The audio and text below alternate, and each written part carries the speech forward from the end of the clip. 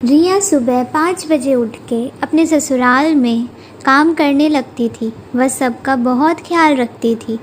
रिया सुबह का नाश्ता बना रही थी, तभी उसका देवर अनुज आता है। भाभी भाभी, मेरा लंच बन गया क्या?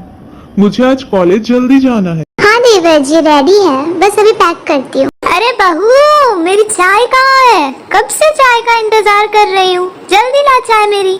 माँ जी चाय तैयार है, बस अभी लाई। फिर रिया अपने देवर को टिफ़िन देकर सास को चाय देने जाती है।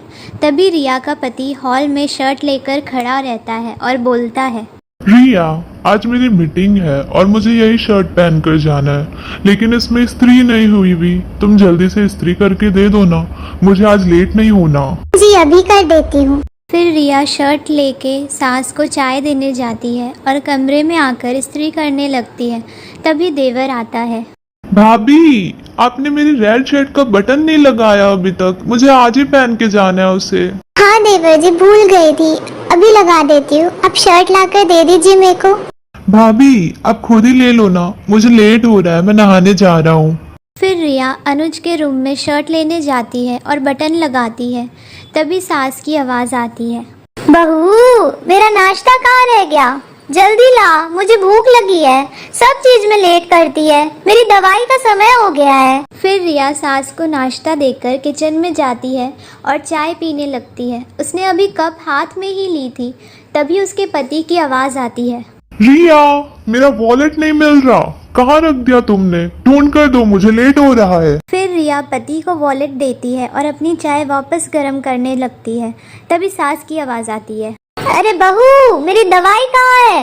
मिल ही नहीं रही, कब से ढूंढ रही हूँ, परेशान हो गई हूँ। एक चीज जगह पर नहीं मिलती इस घर में। मैंने बोला है मेरी दवाई साइड टेबल पर रखने, पर तुम सुनती कहाँ हो? अरे माँ जी, आपकी दवाई साइड टेबल पर ही थी, आपने ध्यान से नहीं देखा होगा। अच्छा, अब तू मुझे अंधा बोल रही है? नहीं माँ जी, मेरा वो मतलब नहीं था। चल छोड़। और सुन, आज नाश्ता कैसा बनाया था तूने? कितना नमक था सब्जी में, ध्यान रखा कर थोड़ा। सास हमेशा रिया के काम में कमियां निकालती रहती, पर रिया कुछ नहीं कहती। फिर रिया सारा काम खत्म कर 11 बजे चाय पीने बैठती है, पर वो भी सास को पसंद नहीं आता और सास फिर बोलती है, ये लो, ये कोई चाय पीने का समय है?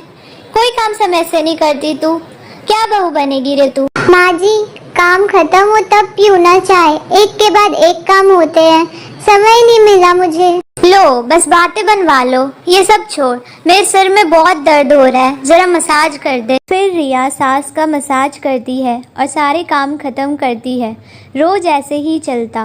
रिया पूरे दिन एक पैर पर खड़े होके रात में लेट तक घर का सारा काम करती और सुबह भी जल्दी उठ के सबके लिए नाश्ता बनाती, लेकिन फिर भी घर वाले उसकी परवाह नहीं करते और उसके काम में कमियां निकालते रहते। रिया, आज मैं मीटिंग में तुम्हारी वजह से लेट हो गया। कहाँ ध्यान रहता है तुम्हारा? कपड़ों को समय से इस्त्री करके रखा करो ना, अगली बार से ऐसा नहीं होना चाहिए। जी मैं ध्यान रखूंगी आगे से। वैसे आपका दिन कैसा था? मीटिंग में सब ठीक था ना? मीटिंग तो ठीक थी, पर मैं बहुत थक गया हूँ अभी। जल्दी से खाना लगाओ। वैसे बाकी सबने खाना खा लिया क्या? हाँ, सिर्फ मैं और आप ही बाकी है। आप फ्रेश हो जाइए, मैं आपके लिए खाना लगाती हूँ। फिर रिया खाना लगाती है। ऐसे ही दिन बीतते गए। रिया काम करती रहती, लेकिन घर में किसी को उसकी परवाह नहीं थी। सब उसको सुनाते रहते थे, छी छी छी बहू, कितना गंदा पड़ा है किचन, सफाई तो कर लिया कर। मैं तो अब बूढ़ी हो गई हूँ, मुझसे काम होता नहीं, इसलिए अब तुझे ही ध्यान रखना है घर का। जी माँ जी, मैं आज करने ही वाली थी डस्टिंग, आप आराम कीजिए, मैं कर लूंगी। रिया, क्या करती हो तुम? मेरे ऑफिस के इम्पोर्टेंट पेपर्स थे यहाँ पर, कहाँ रखे तुमने? जी वो पेपर्स आपने ही तो कल अलमीरा में रखे थे। मैंने रखा था? अच्छा, रखा होगा। तो अभी तक तुम चुप क्यों थी, बताया क्यों नहीं? फिर रिया की सास भी वहाँ आ जाती है आग में घी डालने। वही तो बेटा, तेरी बीवी से एक काम नहीं होता सही से।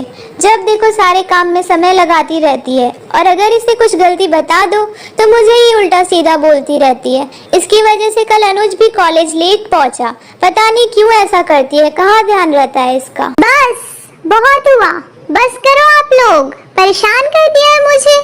मैं बहू हूँ, नौकरानी नहीं। रिया ये कर दो, रिया वो कर दो, जब देखो इतने सारे काम करवाते रहते हो। 2 ही हाथ है मेरे, मैं अकेली कितना काम करूं? और नहीं हो तो उल्टा सीधा सुनाते रहते हो। मैं अपना पूरा कोशिश करती रहती हूँ, पूरे दिन काम में लगी रहती हूँ, पर आप लोग तो समझते ही नहीं। ये नहीं कि मेरी मदद कर दो, नहीं उल्टा सीधा सुनाओगे।